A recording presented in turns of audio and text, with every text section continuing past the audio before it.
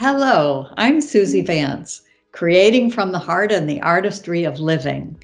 Welcome to our today's guest, Amy McCormack from the Calumet College of St. Joseph. Yes, good. So, thank you for having me. You're welcome. How did you get into, should I say, academia, or should I say administration of academia? Probably a little bit of both. So I started my career, my background is in public accounting. So I got to Chicago working for Deloitte, and I was a CPA and did public accounting. That's a far cry from academia. Yeah, well, it takes a lot of testing to get through there, and just the education. My undergraduate at IU Bloomington certainly was a great experience. And I worked for a partner while I was at Deloitte that was on the board of the university where I started, Dominican University. Really? Yeah, so that's how I got to academia, sort of.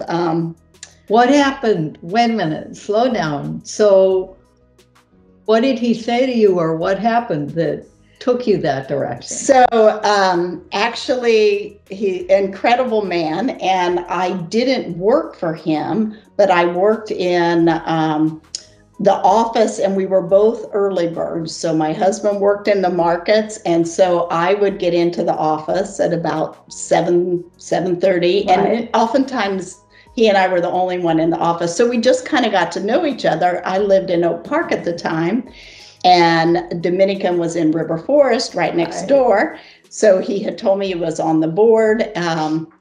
And so we struck up a conversation there. And then later they were looking for a controller. And I had just returned from a month in Russia, and I had gotten married. And I ended up interviewing and walking on the campus, and it was beautiful. It seemed like a little IU Bloomington. And so that's how I ended up interviewing with Sister Jean Murray at Dominican, and loved spending 26 years with the sisters, and the first lay president was Donna Carroll. So I got there by accident, but then I wouldn't say that's an accident. Well, that feels nothing's really an accident, is it? Feels like a calling. Exactly. So that I started there, and of course, when you were in public accounting, you didn't necessarily need an MBA if you had your CPA. And when I went into academia, in order to teach, I needed to have an MBA. So I did my MBA in finance and marketing, but my teaching was in auditing and accounting. So I did do some teaching, but I was really the controller, and then later became the senior vice president of finance and administration. So I oversaw all the construction, all the long-term financial planning, capital budgeting, debt financing, all of that. So it was a job that kept me incredibly busy. Yes. And I loved it, and building new projects and the campus, and even purchased a campus. And then my making things come alive. Yeah, actually. Exactly. The landscaping, I did a whole sustainability plan and teaching. So 26 years went really fast. But I had a couple mentors that always said, if you want to be a college president, you should go on and get your doctorate. And what were you thinking? Well, I wasn't, I wouldn't say that I felt the calling, like I want to be a college president. But I did find the University of Pennsylvania, and Penn's program was an executive doctorate program.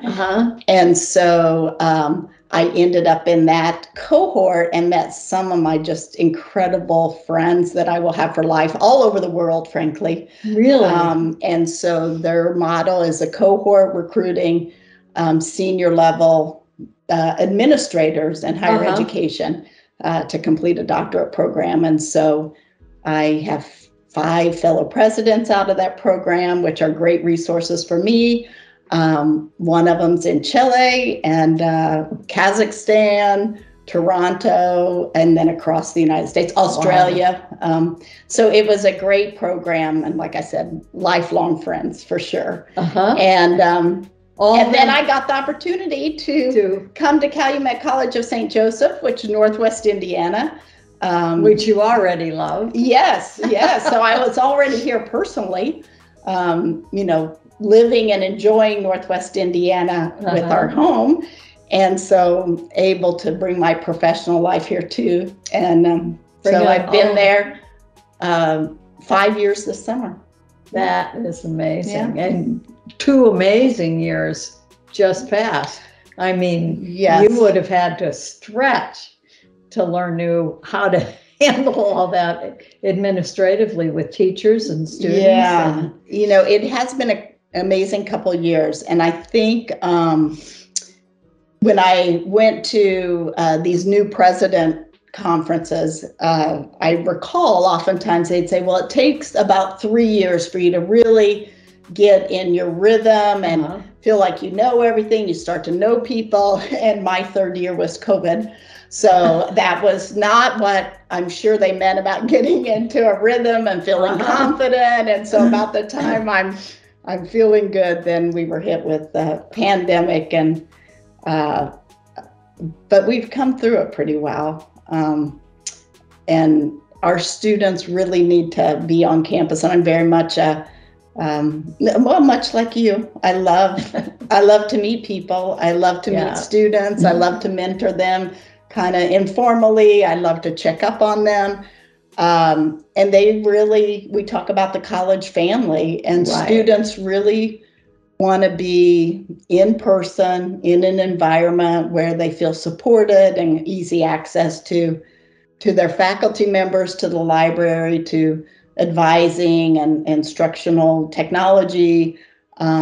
And then sometimes the president, they all have access to me if they want it. That is amazing. Yeah, I try to go to sporting events whenever I can to cheer them on, but I also see them in the hallways and make sure they're going to class, because oftentimes their passion at this age can be their sport, but you can't play if you don't do one class. And there you go. Yeah. So, and then every once in a while I'll come across someone that wants to be a professional baseball player or soccer player. I'm like, but you need a backup plan. So let's figure out, what you want to study and that passion too. So it's great. And then I love to meet, our alumni or people associated with the college, or, oftentimes we also have just people that have supported the college because, we're a small Catholic college. We're the first Hispanic serving institution in the state. We're one of the most diverse institutions in the state of Indiana, and really Why do very you think affordable. That is? Well, I love the fact that we represent the community that we serve. So we are located in Hammond, Indiana, and our students certainly come from Hammond, East Chicago, and Whiting. If you just look at percentages, and then it goes to Highland, Griffith, Gary. And then we have our first student from Hawaii. Really? We have international students that come. We have a couple sisters that are from Vietnam. We've had a couple sisters meaning religious sisters, from Tanzania. So it's really an incredible mix of students that. Is that different than when you were in Oak Park? It was, because the students didn't necessarily live in Oak Park and River Forest. That's certainly River Forest, very educated, with advanced degrees often. And so the other thing that the college, we have 2 degree completion programs. So adults that are looking to finish their bachelor's, and we have 4 master's programs, and we've been a long time teacher of teachers. So our education program. So it's small. So I feel like I get to know many of the students. Well, and it's not unlike your own path. Yeah, that's true. I mean, you've been there. You took a divergent view when you left Deloitte, and you went off into an area that took you probably, I would guess, a little bit more into people, a little bit more into what you really like. And I think I often say, or some people say, I'm not a typical accountant. I would say that was true. Yeah. So whatever that means, I think I take it as a compliment. But you're not just about the numbers. Yeah, and I'm very much a people person, which I think is also needed for successful accountants too. But the part of accounting I liked when I was doing auditing is actually meeting the controllers and the people that run, the shipping and receiving and the accountants and the HR individuals, and then kind of hearing about the business and then kind of look at the numbers afterwards. So, and here, I mean, what's interesting to me is you have all of that in terms of the people that teach at the college and the people that you work with professionally who are in the administration, but you also have this younger cohort. Yes. Yeah. So, and that, it is an environment where I like the college environment, but then you do get from, 18-year-olds to very senior faculty members and then the alumni that I work with. So we have alumni ambassadors that are,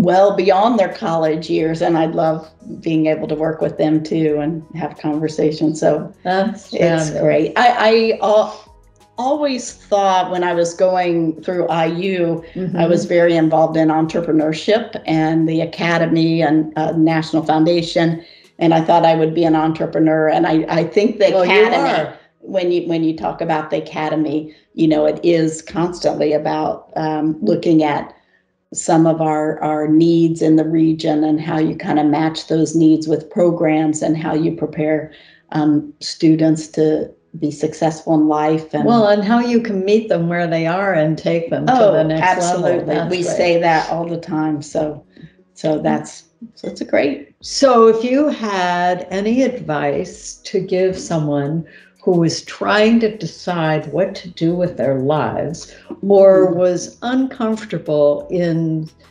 not totally disliking what they were doing, but yearning for more, what would you say? What advice would you give them? I think a lot about kind of finding your path. And I also think sometimes when you let go, your path finds you. So I do believe that strongly. And even for myself, when I step back, I often think, how did I end up here?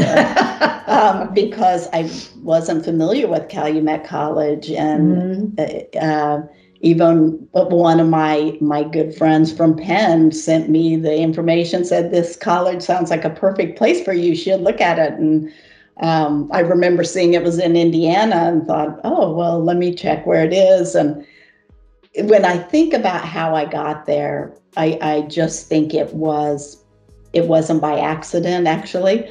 Right.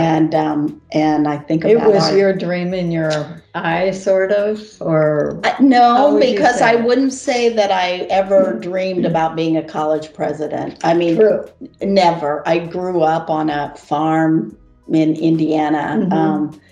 My dad was adamant about me going to college. But he didn't go to college. My mom didn't go to college. Actually, after maybe my senior year, she went to Ivy Tech to get a. Good for her. Yes. So a small farming community, not a lot of people went to college. I happened to be good in math. And so I think the counselors identified, oh, you should be a computer science major. So I started in computer science. And then I had a short term in psychology where I thought, finding your passion, I think being open to a lot of different things or interest in a lot of different things. And then I think your passion sort of bubbles out, but you have to, that open to growth, to be open just to experience life, kind of live life, experience yes life. To those things. Exactly. And I've been successful in raising some money for transition into teaching, our program. So we have a transition to teaching program. And one of the conversations I had with the donor is there's a lot of people that would like to teach, and we've talked about Tim actually, that they're in a career, it's not really fulfilling, but they're making good money, they're kind of have a good position, and they think, oh, I can't quit and go to be a teacher where I'm going to make less money and you have to pay to get a degree. And so I've been able to raise some money to help those people follow their passion. Awesome. When it may not make good financial sense, it makes good life sense for you to end up where you want to be for kind of a happy life. So the artistry of living. Yes, exactly. So I think just experiencing, I think with even our own children, I wanted them to experience a lot of things to be able to find what they enjoy. Right. And so that, I suppose that would be my advice, being open to new experiences, keeping fear at bay as much as possible. So when I started this job, I think I happened to go to St. Anne's for Mass, and the bishop was there. And he, it's a small church. He was sort of rotating around the churches in the diocese. And I remember something really important he said, and I'm not sure I had started, but I had accepted the job. And he said that if you have fear, it means you don't have faith. And so I try to remember that, because you can imagine in the college president in these times, there can be times when a bit of fear and anxiety creeps in, and I'm often reminded that I need to exercise my faith and know that I'm on the right path.